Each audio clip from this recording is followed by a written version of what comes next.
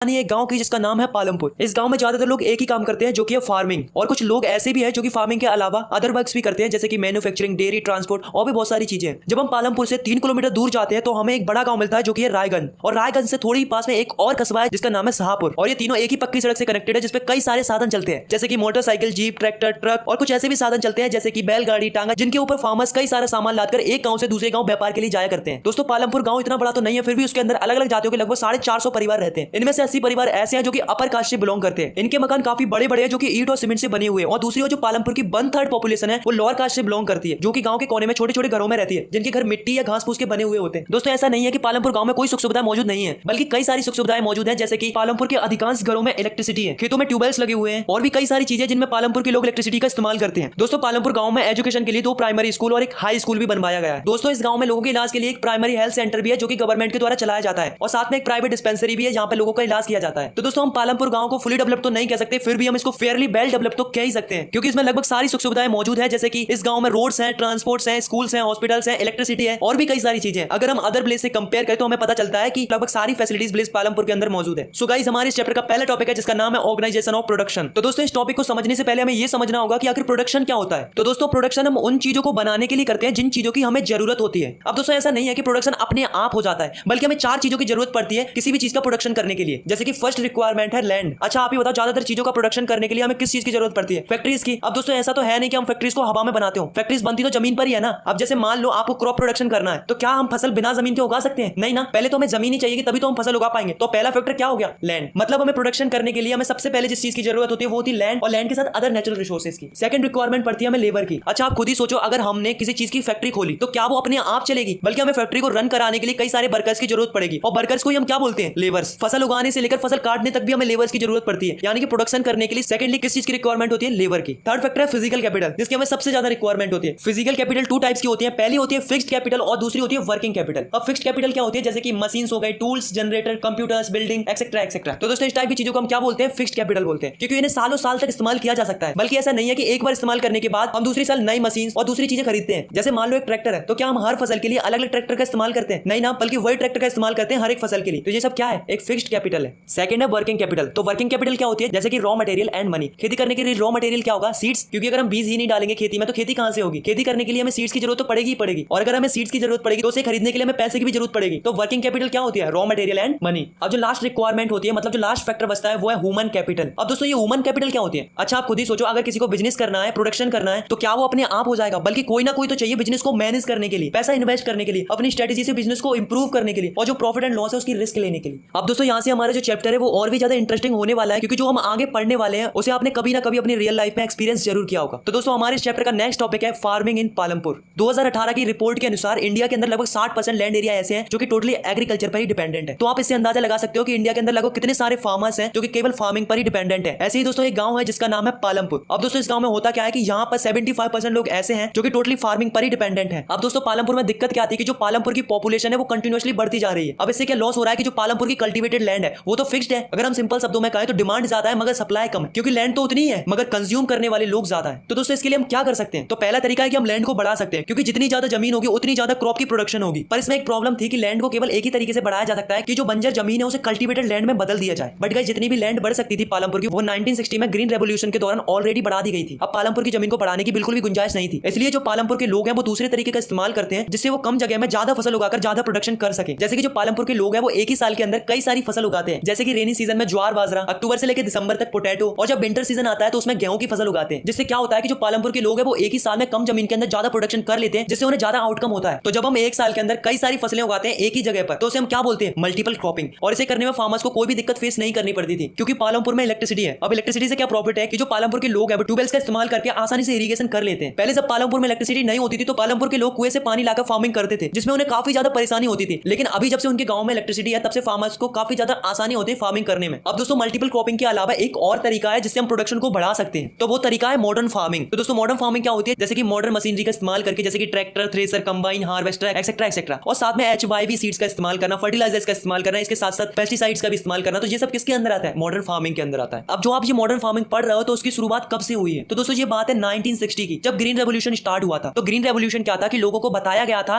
कि हमें traditional farming को छोड़ के मॉडर्न फार्मिंग की तरफ बढ़ना चाहिए, जिससे हम कम जमीन के अंदर अच्छी पैदावार कर सके। तो दोस्तों जो मॉडर्न फार्मिंग है उसका इस्तेमाल सबसे पहले इंडिया के अंदर 3 जगहों पर किया गया था। First Punjab, second Haryana and western Uttar Pradesh. इस जगह पर सबसे पहले इस टाइप के HYV सीड्स, पेस्टिसाइड्स का, फर्टिलाइजर्स का और कई सारी मशीनरीज का इस्तेमाल किया गया था। तो दोस्तों इससे फायदा क्या हुआ कि 1916 के बाद की फसल की प्रोडक्शन पहले के कंपैरिजन में 2.5 गुना तक बढ़ गई। तो दोस्तों ऐसा इसलिए हुआ क्योंकि जो मॉडर्न फार्मिंग है उसके अंदर हम HYV सीड्स का इस्तेमाल करते हैं। तो जो HYV सीड्स होते हैं वो ट्रेडिशनल फार्मिंग के कंपैरिजन में काफी ज्यादा उपज देते हैं। जैसे कि आप खुद ही देखो, जब पालमपुर के लोग नॉर्मल सीड्स का इस्तेमाल करते थे तब उनकी जो फसल निकलती थी वो निकलती थी 1300 kg पर हेक्टेयर। अब जब उन्होंने HYV सीड्स का इस्तेमाल किया तब उनकी फसल निकलने लगी 3200 kg पर हेक्टेयर। तो आप देख सकते हो यार कितना अंतर है इसमें। तो दोस्तों यहाँ तक तो ठीक था कि लोगों के लिए मॉडर्न फार्मिंग अच्छी है। तो क्या दोस्तों आपको नहीं लगता कि जो ये मॉडर्न फार्मिंग है उसकी वजह से हमारी जो लैंड है वो सस्टेन करेगी या नहीं करेगी? क्योंकि 1916 से जब से मॉडर्न फार्मिंग आई है तब से हम सब लोगों ने केमिकल्स, फर्टिलाइजर्स का और पेस्टिसाइड्स का काफी ज्यादा इस्तेमाल किया है, जिससे हमारी जो सॉइल है उसकी फर्टिलिटी कम हो गई है। और जो मॉडर्न फार्मिंग के अंदर हम जो HYV सीड्स का इस्तेमाल करते हैं उनको ग्रो करने के लिए काफी ज्यादा पानी की जरूरत पड़ती है, जिससे हमारी जो वाटर टेबल है वो काफी ज्यादा डिक्रीज हो गई है। तो ये हमारे लिए और हमारे नेचर के लिए बहुत ही बुरी बात है, क्योंकि एक बार हमने इन रिसोर्सेज को डिस्ट्रॉय कर दिया तो इन्हें रिस्टोर करना इतना आसान नहीं है। तो दोस्तों हमें भी सोचना चाहिए हमारे नेचर के बारे में और हमारे नेचुरल रिसोर्सेज के बारे में, क्योंकि हम बगैर नेचुरल रिसोर्सेज के तो एग्रीकल्चर कर ही नहीं सकते। तो इस पे हमें ध्यान देना चाहिए। तो दोस्तों अब हम देखने वाले हैं कि जो पालमपुर की लैंड है वो किस तरीके से डिस्ट्रीब्यूटेड है पालमपुर के लोगों में। How is land distributed between the farmers of Palampur? Unfortunately Palampur में सब लोगों के पास लैंड नहीं है, बल्कि 450 फैमिलीज में से 150 फैमिली ऐसी है जिनके पास खेती करने के लिए कोई जमीन ही नहीं है। सिमिलरली 240 फैमिलीज ऐसी है जिनके पास 2 हेक्टेयर से भी कम जमीन है, और आखिरी बची हुई केवल 60 फैमिलीज ही ऐसी हैं जिनके पास 2 हेक्टेयर से ज्यादा जमीन है। तो आप देख सकते हो कि जो पालमपुर में कम लोगों के पास ज्यादा जमीन है, वहीं दूसरी ओर ज्यादा लोगों के पास थोड़ी सी जमीन है। नेक्स्ट है लेबर। तो दोस्तों हमें खेती करने के लिए कई सारी लेबर्स की जरूरत पड़ती है। तो दोस्तों जो लेबर्स होती है उसकी जरूरत ज्यादातर उन्हीं लोगों को पड़ती है जिनके पास ज्यादा जमीन होती है, और जिनके पास कम जमीन होती है, मतलब जो स्मॉल फार्मर्स होते हैं वो अपनी जमीन को खुद ही कल्टीवेट कर लेते हैं अपनी फैमिलीज के साथ मिलकर। तो जो बड़े फार्मर्स होते हैं, मतलब जिनके पास ज्यादा जमीन होती है, तो वो क्या करते हैं कि लेबर्स को हायर करते हैं फार्मिंग करने के लिए। तो जो लेबर्स होते हैं वो 2 टाइप्स के होते हैं। पहले जिनके पास बिल्कुल भी जमीन नहीं होती, वो अपनी इनकम जनरेट करने के लिए दूसरों के खेतों में जाकर मजदूरी करते हैं, और दूसरी ऐसी होती है जिनके पास जमीन तो होती है पर जब वो फ्री रहते हैं तब वो एक्स्ट्रा अर्निंग के लिए दूसरों के खेतों में जाकर काम करते हैं। इसके बदले में उन्हें पैसा मिल जाता है, या फिर काम के अकॉर्डिंग उन्हें गेहूं, चावल या इस तरीके की चीजें उनकी चॉइस के अकॉर्डिंग लेबर्स को दे दी जाती है। नेक्स्ट है कैपिटल। अब कैपिटल क्या होती है? तो दोस्तों कैपिटल का सीधा सीधा अर्थ होता है मनी, यानी कि पैसा। तो जैसा कि हमने देखा कि मॉडर्न फार्मिंग को करने के लिए कई सारी चीजों की जरूरत पड़ती है, जैसे कि HYV seeds, chemical fertiliser, pesticides, machinery जैसे कि ट्रैक्टर, हार्वेस्टर, थ्रेसर, और भी कई सारी चीजें जिनकी हमें जरूरत पड़ती है मॉडर्न फार्मिंग करने के लिए। तो गाइस आप ही बताओ, अगर इतनी सारी चीजों की जरूरत पड़ेगी तो इन्हें अफोर्ड करने में खर्चा भी ज्यादा होगा। तो जो पुअर फार्मर्स होते हैं वो क्या करते हैं कि जो बड़े बड़े फार्मर्स होते हैं या मनी लेंडर्स होते हैं या ट्रेडर्स होते हैं उनसे पैसे उधार ले लेते हैं, और वो स्मॉल फार्मर्स को पैसा भी दे देते हैं, पर बाद में फार्मर्स को उनका काफी ज्यादा इंटरेस्ट चुकाना पड़ता है। तो जो स्मॉल फार्मर्स की खेती होती है उसका पूरा का पूरा पैसा इनका कर्ज ही चुकाने में लग जाता है। ऑन दी अदर हैंड जो अमीर फार्मर्स होते हैं उनके पास ज्यादा जमीन होती है। अब जब ज्यादा जमीन होगी तो ज्यादा फसल होगी। तो जो अमीर फार्मर्स होते हैं वो क्या करते हैं कि जो अनाज निकलता है पहले तो उसे अपने खाने के लिए स्टोर कर लेते हैं, फिर बाद में जो कुछ भी अनाज बचता है उसे मार्केट में सेल कर देते हैं, और फिर उसे बेचकर जो पैसे मिलते हैं उन्हें अपनी सेविंग्स में सेव कर लेते हैं, और यही साइकिल रिपीट होती रहती है। और जो अमीर फार्मर्स होते हैं उनकी सेविंग बढ़ती ही जाती है। इसी टॉपिक से रिलेटेड एक क्वेश्चन अराइज होता है, वो होता है कि सरप्लस